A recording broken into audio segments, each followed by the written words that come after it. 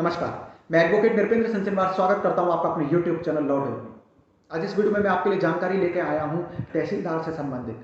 तहसीलदार कौन होता है, इसके पद की क्या शक्तियां जिम्मेदारियां होती हैं, तहसीलदार के क्या कार्य होते हैं, आज इसके बारे में इस वीडियो में मैं आपको विस्तार से बताऊंगा। आमतौर पर एक आम आदमी यही जानता है कि तहसीलदार तहसील में बैठने वाला एक अधिकारी होता है, परंतु बारीकी से तहसीलदार के क्या कार्य होते हैं, इसके पद की क्या शक्तियां और जिम्मेदारियां होती हैं, इसके बारे में शायद ही हर कोई विस्तार से जानता है। तो आइए आगे बढ़ते हैं और जानते हैं कि तहसीलदार के पद की क्या शक्तियां और जिम्मेदारियां होती हैं और तहसीलदार के क्या कार्य होते हैं। भारत देश में कई राज्य हैं और किसी एक राज्य में कई जिले होते हैं और इन जिलों में इनकी कई संबंधित तहसील भी होती हैं और इन हर एक तहसील का जो प्रभारी अधिकारी होता है उसे तहसीलदार कहा जाता है। जैसे कि राजस्व अधिकारी, राजस्व निरीक्षक, राजस्व प्रभारी या कर अधिकारी भी कहा जाता है। तहसीलदार को इंग्लिश में एग्जीक्यूटिव मजिस्ट्रेट के नाम से भी जाना जाता है। तहसीलदार को राजस्व अधिकारी के रूप में जानते हैं और इसके अधीन कानून गो और पटवारी जैसे अधिकारी भी कार्य करते हैं। तहसीलदार के पद पर नियुक्त होने वाले व्यक्ति को सीधे ही तहसीलदार के पद पर नियुक्ति नहीं मिलती है। सर्वप्रथम नियुक्ति नायब तहसीलदार के पद पर मिलती है और नायब तहसीलदार के पद से पदोन्नति होने के बाद में तहसीलदार बनाया जाता है।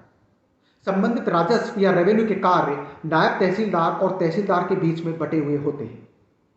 अब जानते हैं तहसीलदार के प्रमुख कार्यों और जिम्मेदारियों के बारे में। तहसीलदार का प्रथम कार्य है तहसीलदार का राजस्व संबंधी कार्य को संभालना। तहसीलदार का प्रमुख कार्य राजस्व संबंधी होता है तथा तहसील में जो तालुका के अंदर जो भी सरकारी मुकदमे होते हैं उनका भी चार्ज या देखरेख का काम तहसीलदार का होता है तथा तहसीलदार राजस्व या रेवेन्यू से संबंधित रिकॉर्ड्स और खातों का रखरखाव भी करता है तथा राजस्व या रेवेन्यू के रूप में जो भी धन या रुपया इकट्ठा होता है उसकी सुरक्षा की सुनिश्चितता करना भी तहसीलदार का ही कार्य होता है। इसके अलावा फसलों के आंकड़े रखना भी तहसीलदार या नायब तहसीलदार की जिम्मेदारी होती है।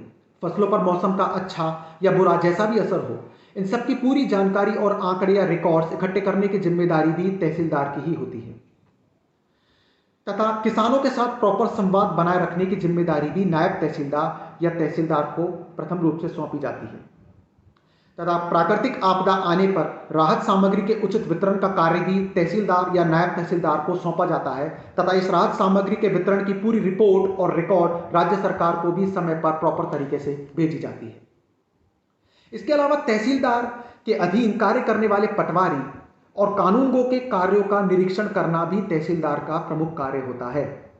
किसी भी सरकारी संपत्ति या जमीन पर से कब्जा या अतिक्रमण हटवाना और उसका सही आवंटन करना भी तहसीलदार की जिम्मेदारी माना जाता है। इसके अलावा तहसीलदार को एग्जीक्यूटिव मजिस्ट्रेट भी माना जाता है। इसे एग्जीक्यूटिव मजिस्ट्रेट इसलिए भी कहा जाता है क्योंकि किसानों के भूमि संबंधित विवादों के निपटारे की क्षमता और शक्तियां भी तहसीलदार को दी गई हैं तथा इस संबंध में आवश्यक एवं महत्वपूर्ण आदेश तहसीलदार पारित कर सकता है।